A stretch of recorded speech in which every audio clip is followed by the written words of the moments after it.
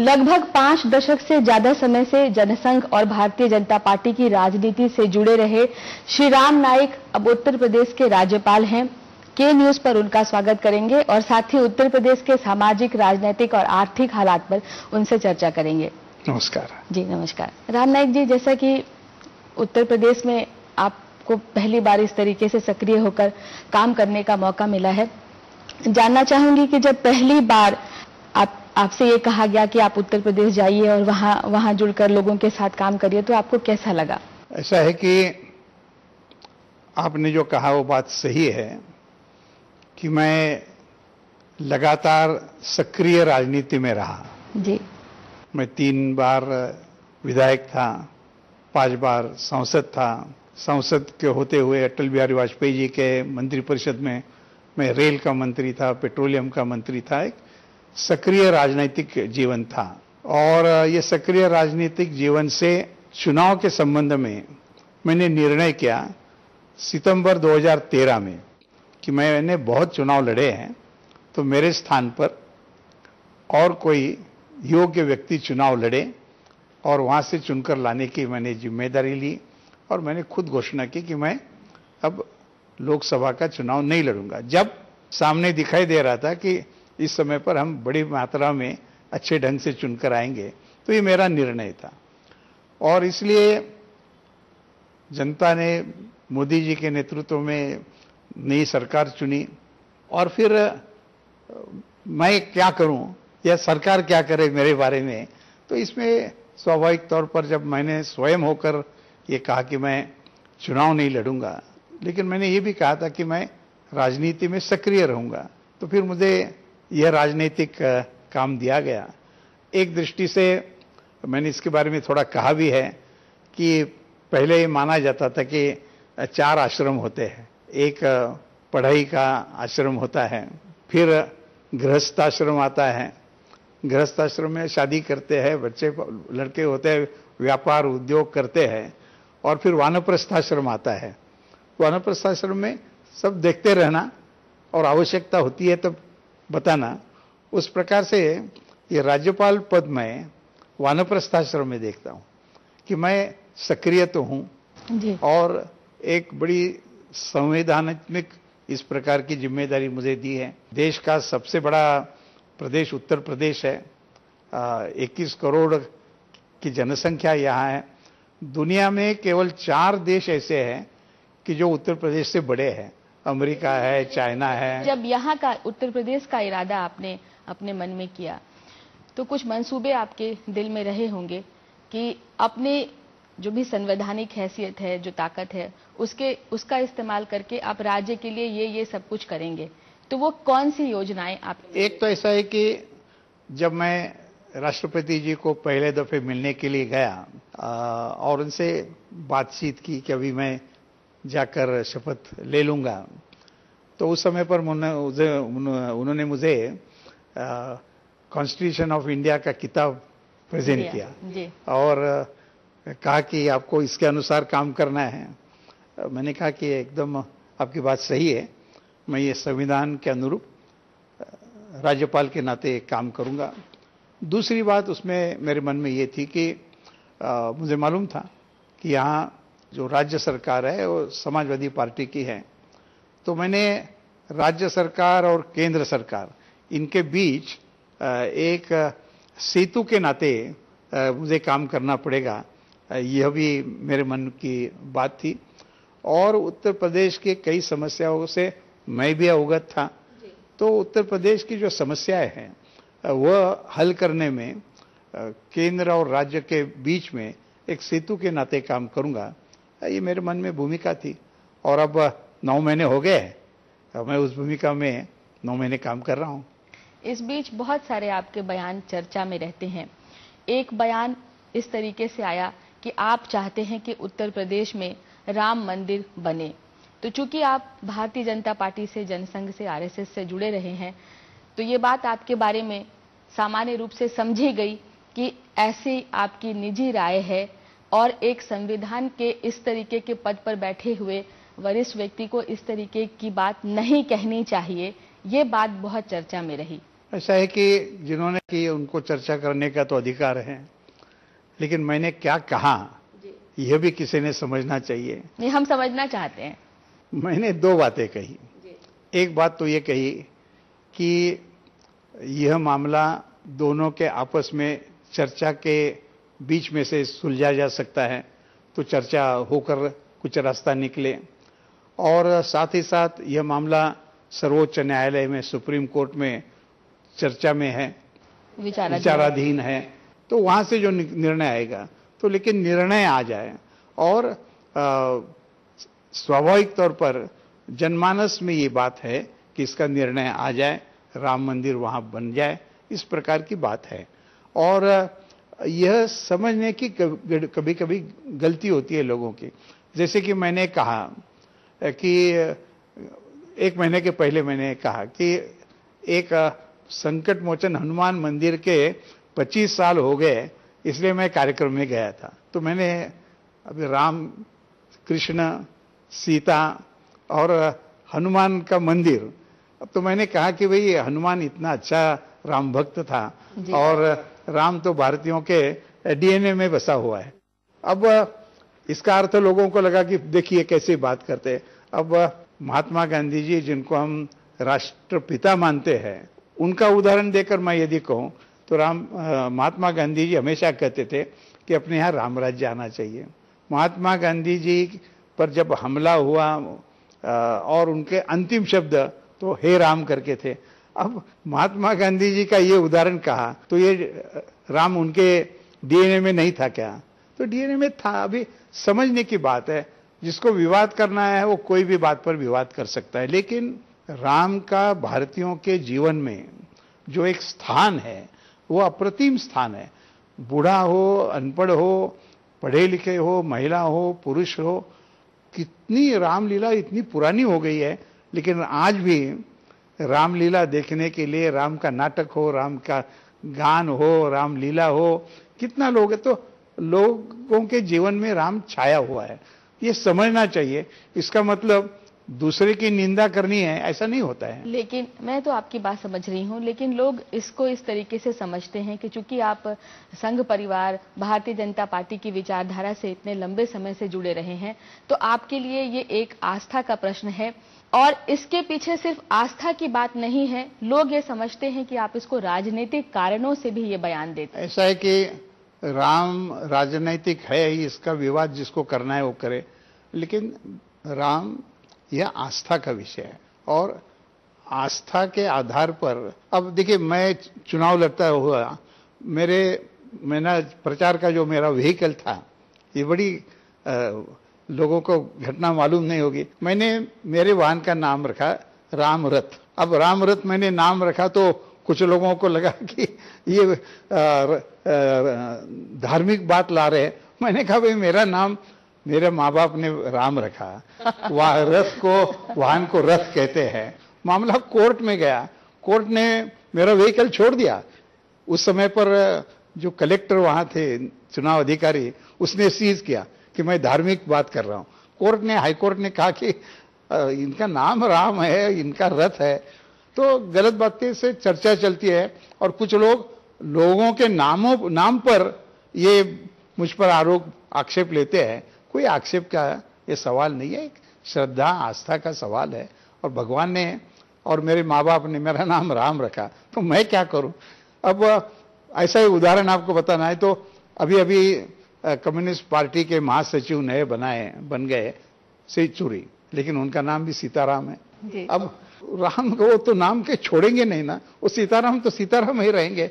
मैं राम हूं तो राम ही रहूंगा, क्या करेंगे। गलत धारणा है, गलत धारणा से राजनीतिक लाभ उठाना यह भी योग्य नहीं है, ऐसा मैं मानता हूं। एक बात और भी उत्तर प्रदेश में चर्चा में रहती है कि आप उत्तर प्रदेश सरकार को आड़े हाथों लेते हैं। आपने एक बयान दिया था अपने कार्यभार संभालने के तुरंत बाद ही कि उत्तर प्रदेश में कानून का राज नहीं है। आपका ये बयान लगभग 8 महीना पुराना है। क्या अब भी आपको लगता है कि उत्तर प्रदेश में कानून का राज नहीं है? मैंने कानून का राज नहीं है ऐसा नहीं कहा था। यहाँ की कानून व्यवस्था सुधारनी चाहिए, अच्छी नहीं है, ऐसा मैंने कहा था। और ये भी मैंने कहा था कि मैं अखबार खोलता हूं और अखबार खोलने में जो स्पोर्ट्स का पेज होता है और संपादकीय का पेज होता है वो यदि छोड़ दिया तो 70% खबरें यह हत्या की, झगड़े की, रेप की, इस प्रकार की होती है। और ये केसेस कम नहीं हुई है, पहले से कुछ ज्यादा ही हुई है। और इसका अनुभव सब ले रहे कि अब समझो पुलिस की हत्या हो रही है, पुलिस वकील की हत्या कर रहे हैं, इस प्रकार की जो बातें हैं, या दिन दहाड़े लखनऊ जैसे प्रदेश के राजधानी में एटीएम लूटा जाता है, 3 लोगों की हत्या होती है। तो कानून व्यवस्था एक पूरे परिप्रेक्ष्य में देखना चाहिए और इसलिए उत्तर प्रदेश की कानून व्यवस्था में सुधार करने की आवश्यकता है। एक और बात आपसे जानना चाहूंगी कि जिस तरीके से पूरे देश में किसान आत्महत्या कर रहे हैं, उत्तर प्रदेश सरकार ने किसानों के लिए जो कुछ भी किया है या जो वायदे किए हैं या जो कुछ भी वो कर रहे हैं, उससे आप संतुष्ट हैं? ऐसा है कि आज की स्थिति में यदि हम किसानों की बात करेंगे तो मुझे लगता है कि जैसे कि उत्तर प्रदेश में अकाल के दृष्टि से बेमौसम बारिश आई है, किसान बड़ा त्रस्त है। तो एक किसान जो त्रस्त है, पीड़ित है, उसको मदद करना राज्य सरकार का भी काम है, केंद्र सरकार का भी है, और दोनों के सहयोग से ही उसको उस स्थिति में से उभारा जा सकता है। तो राजनीति न करते हुए किसान को राहत पहुंचाने की आवश्यकता है और वही सबका एजेंडा होना चाहिए, ऐसी मेरी राय है। तो क्या आपने भारतीय जनता पार्टी की केंद्र की सरकार प्रधानमंत्री नरेंद्र मोदी जी को उत्तर प्रदेश के लिए कोई विशेष चिट्ठी या कुछ लिखा है ऐसा, जिससे आपने उत्तर प्रदेश के किसानों के लिए कोई मदद मांगी हो? उत्तर प्रदेश को सहायता देने की दृष्टि से जो भी बातें हैं वो निश्चित तौर पर प्रधानमंत्री कर रहे हैं, उन्होंने घोषणा भी की है।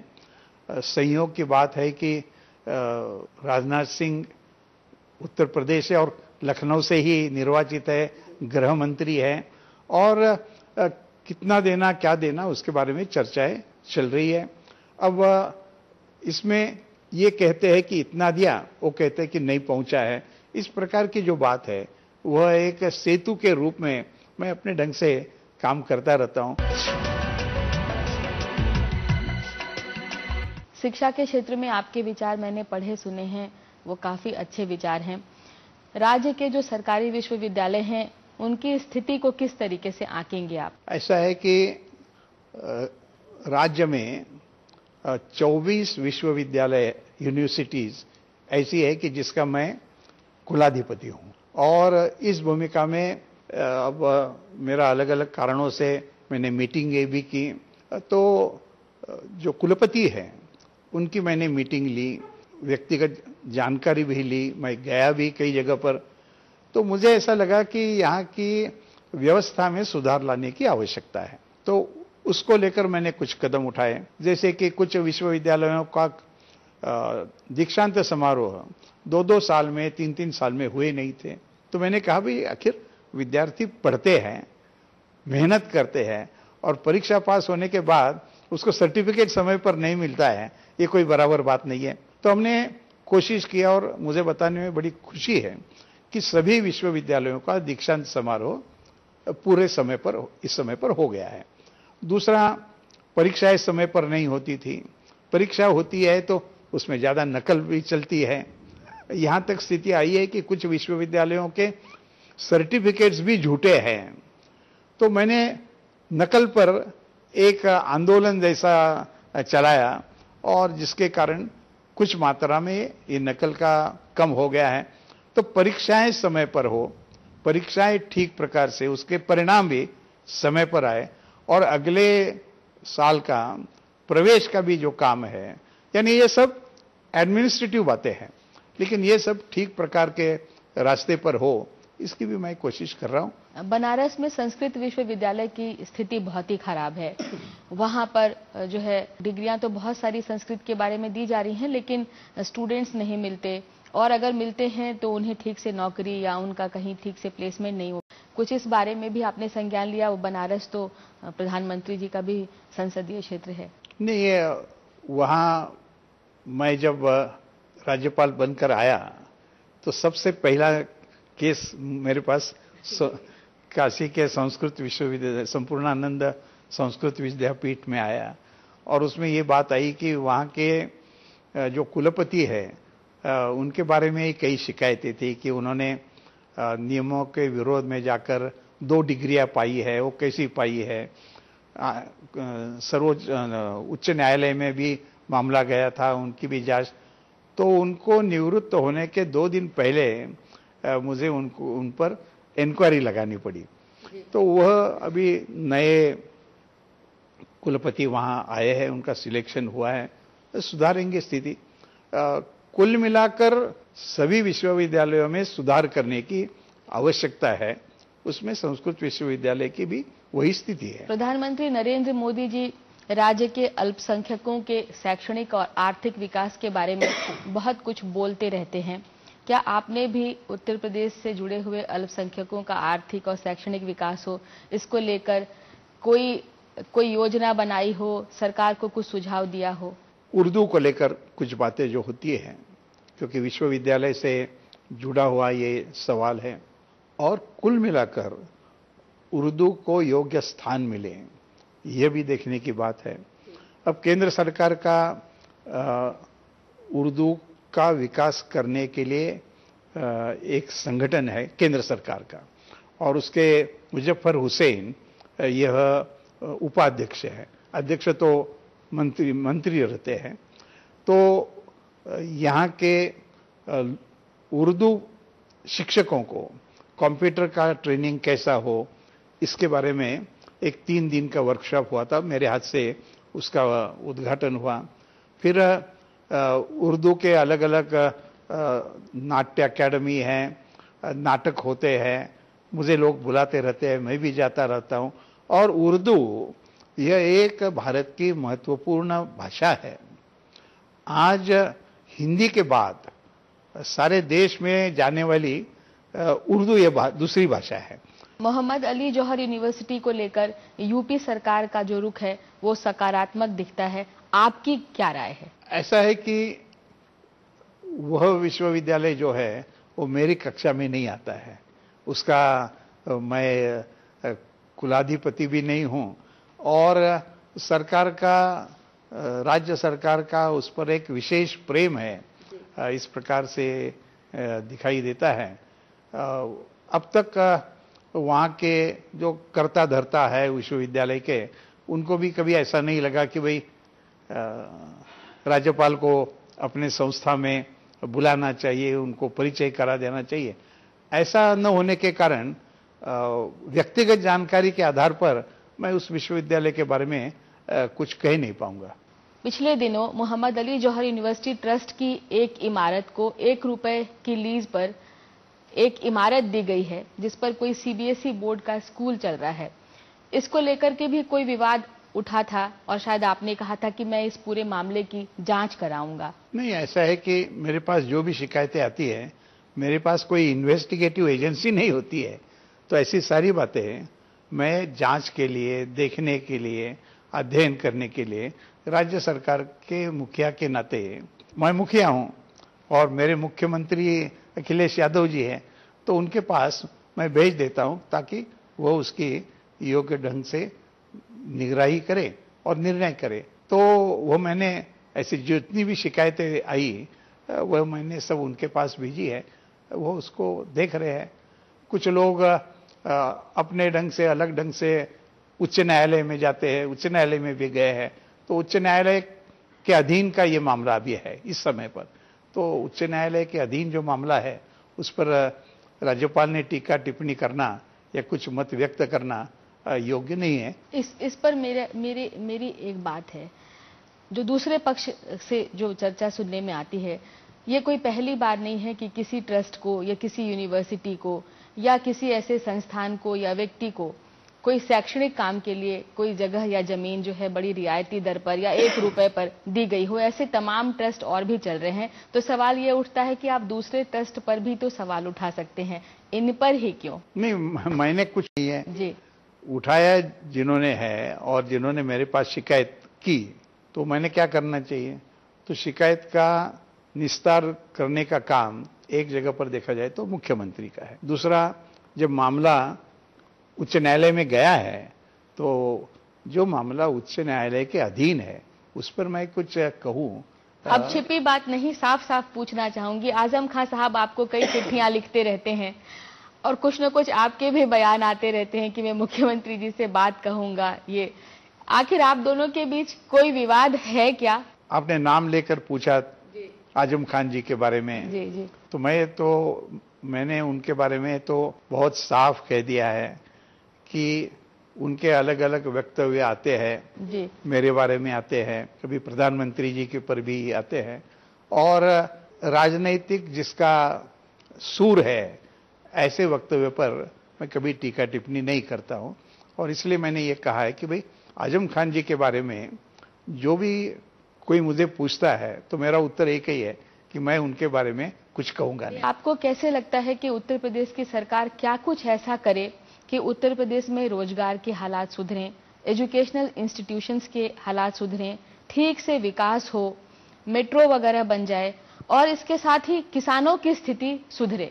इन 5 मुद्दों पर आपका नजरिया क्या है? क्या कुछ उत्तर प्रदेश सरकार को करना चाहिए? आपने मेट्रो की बात की, तो मेट्रो एक लखनऊ की दृष्टि से एक महत्वपूर्ण परियोजना है और सरकार ने हाथ में ली है, तो वह समय से पूरी हो यह देखना आवश्यक है।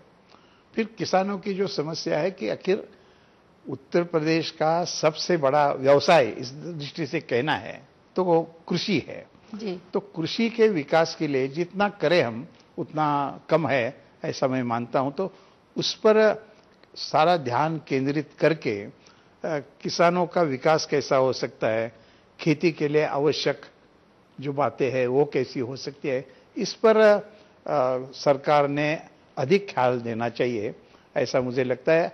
और जब उद्योग व्यापार का विकास हो तभी खेती पर जो लोग निर्भर है उसकी संख्या कम होगी, और इसलिए उद्योग को अधिक चालना, विकास को अधिक चालना देने की आवश्यकता है। और यह यदि होता है तभी ज्यादा रोजगार पैदा होगा, और ज्यादा रोजगार पैदा होने के बाद ही यह जो समस्या है बेरोजगारों की तो वो समस्या हल हो सकती है। इसलिए सब दृष्टि से विकासोन्मुख इस प्रकार का काम करने की आवश्यकता है, और यह सरकार करे, सरकार का भी वो प्रयास है। अब उसमें सरकार कितनी सफल होती है नहीं होती है यह तय करने का काम जब उचित समय आता है तो जनता करती रहती है, लेकिन उद्योग व्यापार का विकास, कृषि को एक दृष्टि से सही दिशा में ले जाना यह एक चुनौती भरा काम है, ऐसा मैं मानता हूं। और उस प्रकार से सरकार, मुख्यमंत्री जी के साथ भी मेरी समय समय पर चर्चा होती रहती है। और कभी कुछ लोगों को लगता है कि मैं बहुत कुछ बोलता हूं, तो मैं बोलता हूं, ये बात तो सही है, लेकिन उत्तर प्रदेश आगे बढ़े इस भूमिका में मैं बोलता रहता हूं। और हमारे दोनों के संबंध, मुख्यमंत्री और मैं, बहुत अच्छे संबंध। मुझे जानकारी मिली है कि राजभवन में भी आप बहुत सक्रिय रहते हैं और लगातार लोगों से मिलते रहते हैं, जनता के बीच रहते हैं। तो ये क्या, ये कॉम्प्लीमेंट है ना। तो ऐसा है कि आखिर कोई भी प्रदेश में जब राज्यपाल है तो इसलिए राज्य में क्या होता है क्या नहीं होता है उसकी जानकारी होना आवश्यक। अलग अलग क्षेत्र के काम चलते हैं, उसमें किसी के जाकर पीठ थपथपाना है, किसी को कुछ कहना है, तो इसलिए घूमना ये बड़ा एक लाभदायक होता है, और ये करने का इतने साल का मुझे अनुभव भी है। इसी अनुभव पर एक मेरा आखिरी सवाल है। बहुत लंबा राजनीतिक जीवन रहा है आपका, सामाजिक जीवन रहा है और बहुत एक्सपीरियंसेस रहे हैं आपके।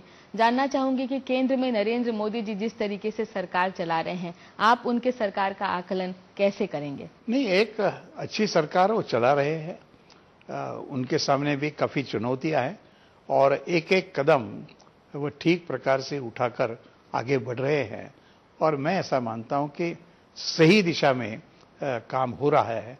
अब सही दिशा में जो काम हो रहा है उसमें सबका सहयोग क्या होती है, और वह सबका सहयोग पाना यह एक उनके लिए बड़ा महत्वपूर्ण ऐसा मुद्दा है, मैं मानता हूं।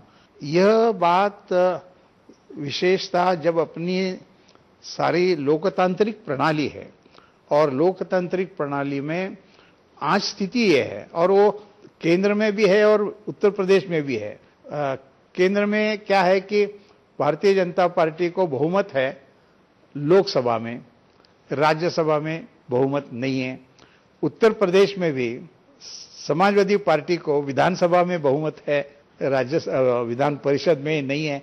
तो ऐसे में सबका सहयोग लेना और सबने सहयोग करना, संसद में या विधानसभा में एक दूसरे का विरोध एक सीमा तक रहना चाहिए। एक शब्द पार्लियामेंट्री बातों में हमेशा कहा जाता है कि ऑपोजिशन शुड हैव इट्स से, विपक्ष को जो कहना है वो कहने के लिए मिलना चाहिए और गवर्नमेंट शुड हैव इट्स वे, सरकार को जो करना चाहिए क्योंकि वो बहुमत की सरकार है उसको मार्ग मिलना चाहिए। ऐसा हम करें तभी जनतंत्र ठीक ढंग से चल सकता है और सभी ने उस प्रकार से करना चाहिए तो देश आगे बढ़ सकता है। चलिए, निश्चित तौर पर देश आगे बढ़ेगा। आपने के न्यूज से बात की, हमें इतना समय दिया, आपका बहुत बहुत धन्यवाद। आपको भी बहुत बहुत धन्यवाद।